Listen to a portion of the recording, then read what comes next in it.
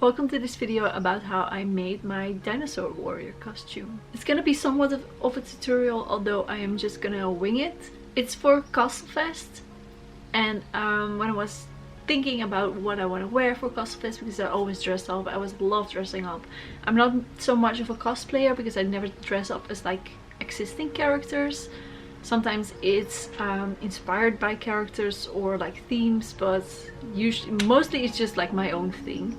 So for this year I was thinking like, oh, what do I want to do? And I'm obsessed with dinosaurs. Ever since I've been a little girl, I love dinosaurs. So I was thinking it's like maybe like a dinosaur warrior. And when I saw this mask on Pinterest, I was like, oh my god, this is perfect. Like the shape of it, just the headpiece itself, I think it's so cool. Now I'm not gonna make the whole dinosaur heads from scratch because I have not enough time for that. I'm kind of like last minute with this, but also I don't think I have the skills to actually make it pretty. So I found this mask, which is from, I don't know, it's some merchandise from Jurassic World.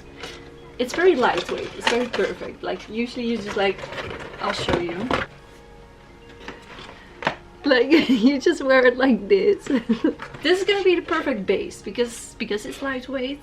It actually, like, the paint job is pretty good, but I think as like a base it's actually kind of pretty.